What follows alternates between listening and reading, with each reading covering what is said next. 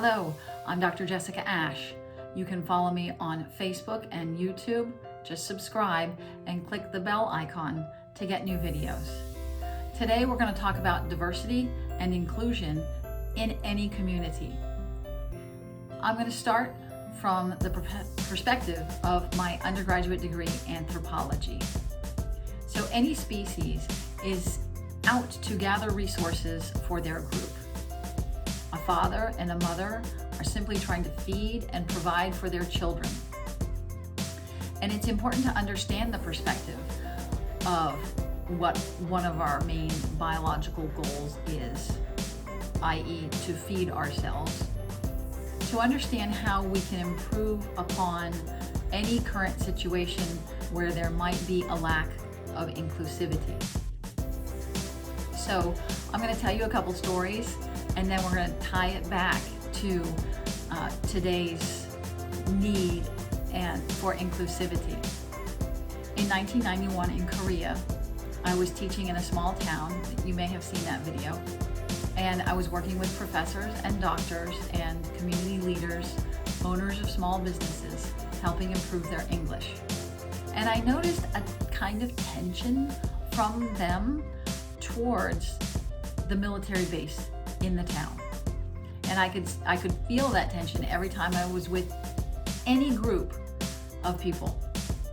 So I convinced the personnel on that military base to host a barbecue for the community that they were in, and to watch an American pilot sweating in front of a grill, cooking hundreds of hamburgers and hot dogs, and then physically hand a plate of food to somebody who was a doctor in the town had a profound and immediate effect.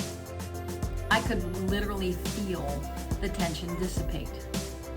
And it stayed that way for quite some time. And the point is, in every community in the world, there is some sort of hegemony, or one group might be perceived as superior to another group. And the key is to find the group that seems or feels superior and have them do something nice for the other group.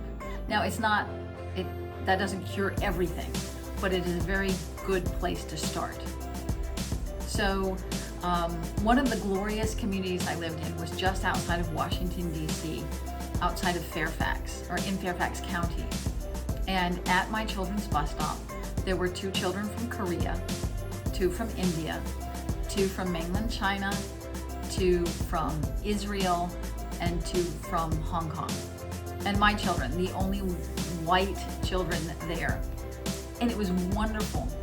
Every day my daughter would come home and show me her notebook, and she'd say, "Look, I learned to write Punjab today," or "Look, I learned to write Hindi." And their best friends were Korean and from India.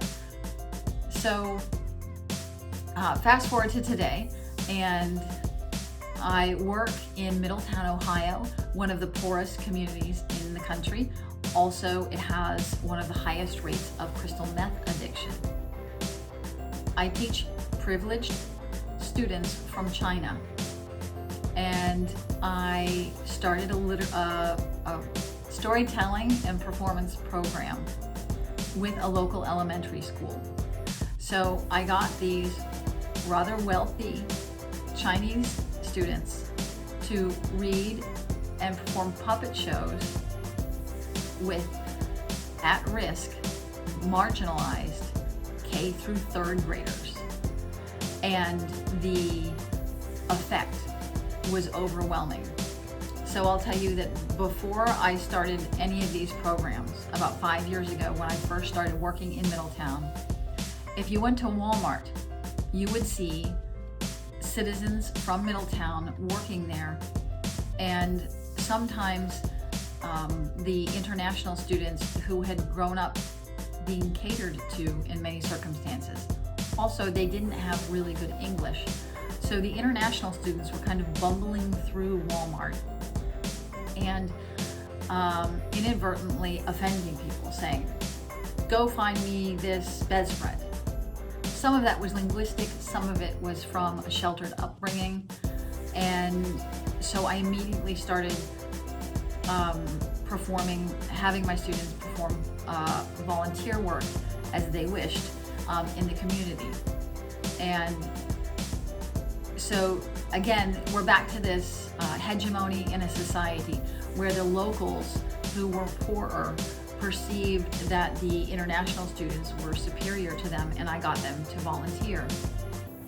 And again, the effect could immediately be felt when to hear the stories of a little boy who's 6 saying, my mommy died 3 days ago from overdose, and the look on the privileged student's face, not even able to understand such a tragedy.